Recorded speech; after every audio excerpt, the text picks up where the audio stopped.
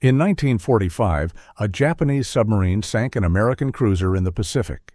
That wasn't unusual. Submarines sank ships throughout the war. What happened next was unlike anything in naval history. Nearly 900 men went into the water. They floated for 4 days. And the sharks came. By the time rescue arrived, only 316 were still alive. This is the story of the USS Indianapolis, the worst shark attack in human history and the Navy's most tragic disaster. Subscribe because this story will haunt you. July 1945.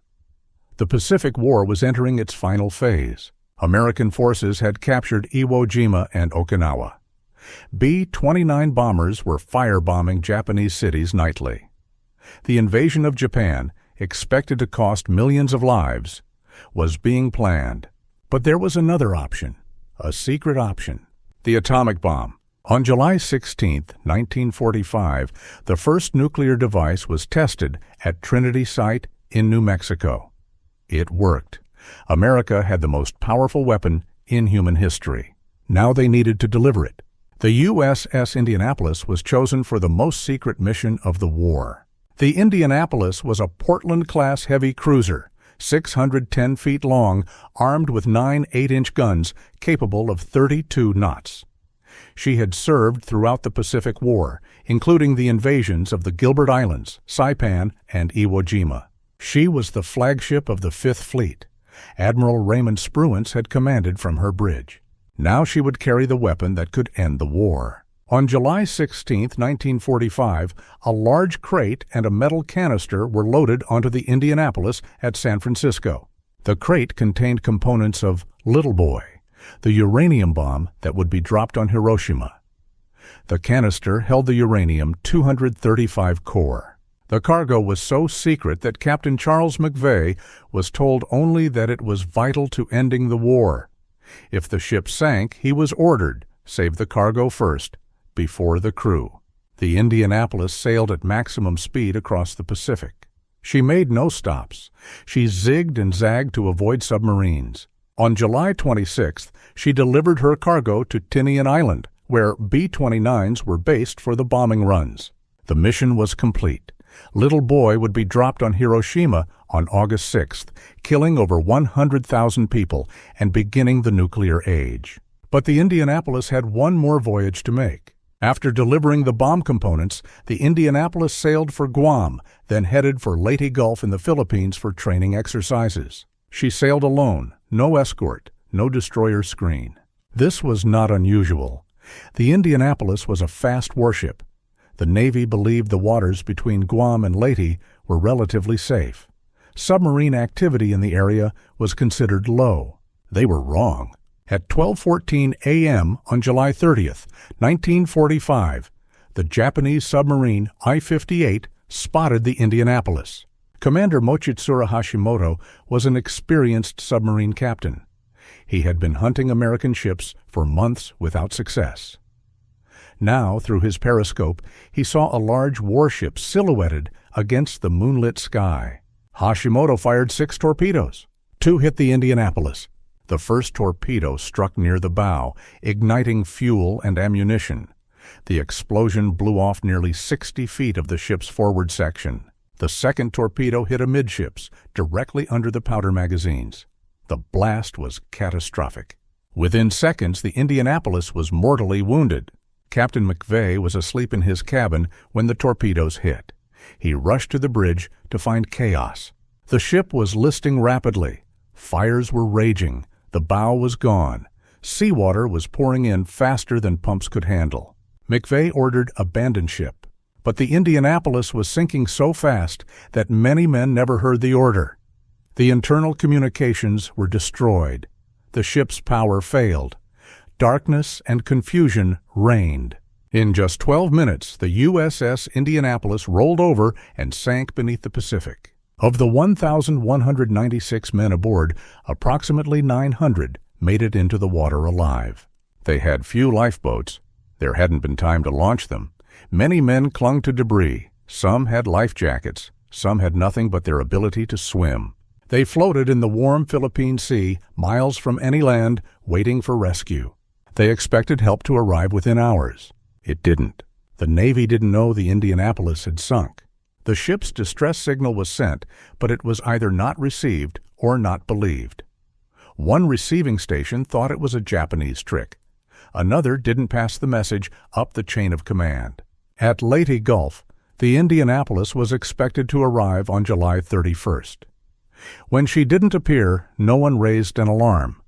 The port director assumed the ship's orders had changed. A Navy rule stated that combatant ships didn't need to be reported overdue. It was assumed they could take care of themselves.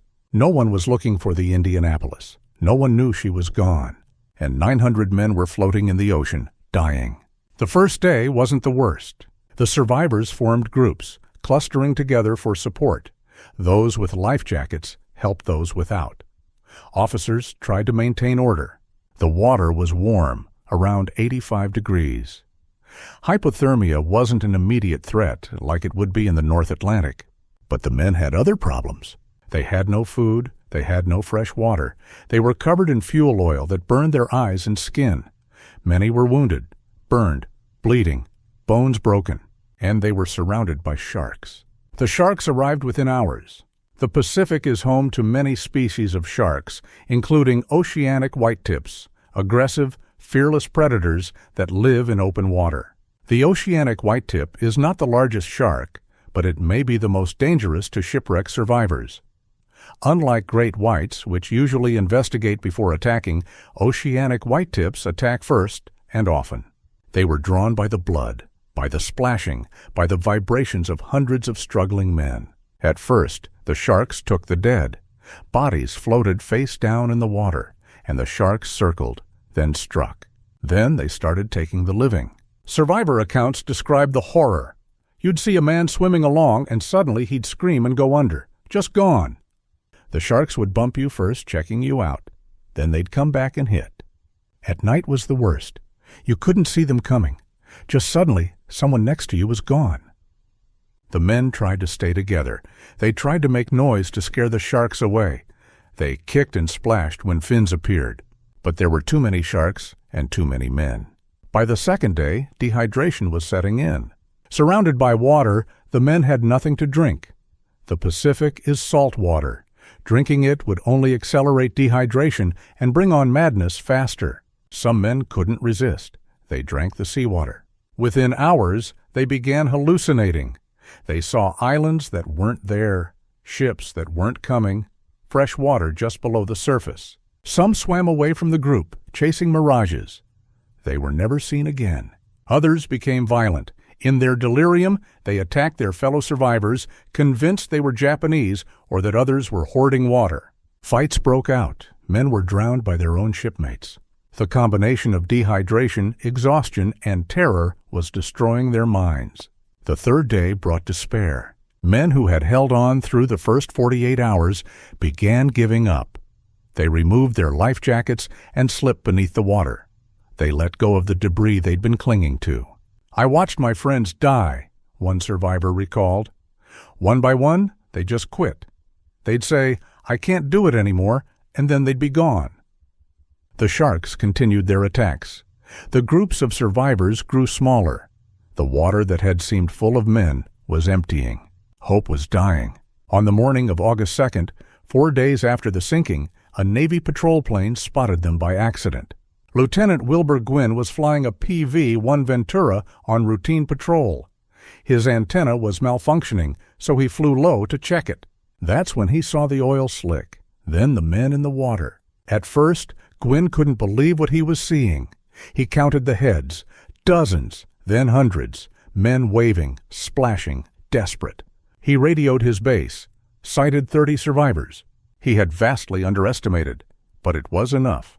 The rescue finally began. Lieutenant Commander Adrian Marks was piloting a PBY Catalina, a seaplane capable of landing on water. When he heard about the survivors, he diverted immediately. What he saw from the air horrified him. Men were scattered across miles of ocean. Sharks were circling. Survivors were clearly dying. Marks made a decision against orders. Landing a PBY in open ocean swells was dangerous and against regulations. The plane could be damaged beyond repair. But Marks saw men being attacked by sharks at that moment. He landed anyway. Marks and his crew pulled survivors from the water by hand. When the plane was full inside, they strapped men to the wings. They piled bodies everywhere they could. The PBY couldn't take off with that much weight, so Marks taxied in the water through the night, picking up more survivors and keeping them alive until ships arrived. He saved 56 men personally. Ships arrived throughout August 2nd and 3rd. The USS Cecil Doyle was first, followed by other vessels. They pulled survivors from the water, administered first aid, and counted the living and the dead. The numbers were devastating. Of the approximately 900 men who had gone into the water, only 316 were rescued alive. Nearly 600 had perished during the 4 days of floating, from shark attacks, dehydration, exposure, drowning, and suicide. The exact number killed by sharks is unknown. Estimates range from 50 to 150. Still the worst shark attack in recorded history. The survivors were broken. They were sunburned, dehydrated, covered in saltwater sores and fuel oil. Many were delirious. Some would never fully recover mentally. They had watched friends die. They had fought off sharks with their bare hands. They had survived 4 days of hell, and they would carry that hell with them forever. The Navy needed someone to blame. Captain Charles McVay survived the sinking. He had followed procedures. He had done nothing wrong by any reasonable standard. But the Navy court-martialed him anyway. The charge, hazarding his ship by failing to zigzag. It was absurd. The Navy's own orders didn't require zigzagging. The submarine commander testified that zigzagging wouldn't have prevented the attack. Hundreds of ships had been sunk without their captains being court-martialed. But McVay was convicted. The Navy stripped him of command and ended his career. He was the only captain of a warship in World War II to be court-martialed for losing his ship to enemy action. Why McVay? Some historians believe the Navy needed a scapegoat to deflect from its own failures. The ignored distress signal, the failure to notice the ship was missing, the 4 days of delayed rescue. McVay received hate mail from families of the victims for decades. Some blamed him for their sons' deaths. The guilt consumed him. On November 6, 1968, Captain Charles McVay took his own life. He was found holding a toy sailor in his hand. The survivors fought for decades to clear McVay's name. They knew he wasn't responsible. They knew the Navy had failed them, not their captain. They testified, lobbied, and campaigned. In 2000, 55 years after the sinking, Congress passed a resolution exonerating McVay. President Clinton signed it into law, but McVay had been dead for 32 years. The exoneration came too late to save him from the guilt that destroyed him. The Indianapolis was carrying the cargo that ended World War II. The bomb she delivered killed over 100,000 people in Hiroshima. Another bomb killed tens of thousands more in Nagasaki. Japan surrendered. The war ended because of what the Indianapolis carried. But 879 of her crew never saw peace. They died in the water, waiting for rescue that came too late. The deadliest chapter of the deadliest war ended with men fighting sharks in the Pacific night. The wreck of the Indianapolis was lost for 72 years. The ship had sunk in 18,000 feet of water, too deep for conventional exploration. Her exact location was unknown. In 2017, a research team led by Microsoft co-founder Paul Allen found her. Sonar revealed the ship resting on the ocean floor, 3.5 miles down. Images showed the hull, the guns, even personal artifacts. The Indianapolis was finally found, but finding her couldn't bring back the men she lost. The survivors formed a tight-knit group. Every year, fewer of them remain. As of this recording, almost all have passed away. The last eyewitnesses to the greatest shark attack in history are nearly gone. But they made sure the story was told.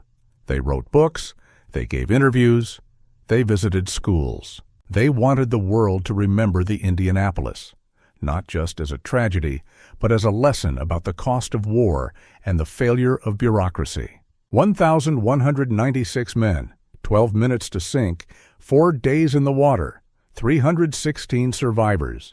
The numbers are stark. The reality was worse. Men watched friends disappear beneath the surface. Men went mad from thirst. Men were eaten alive. And the Navy didn't even know they were missing. This is the story of the USS Indianapolis. The worst shark attack in history, the worst disaster in U.S. Navy history.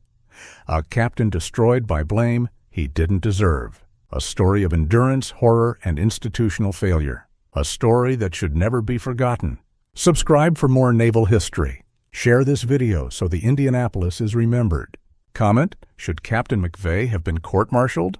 This video is for the 879 men who never came home, and for the 316 who carried their memory forever. Fair winds and following seas.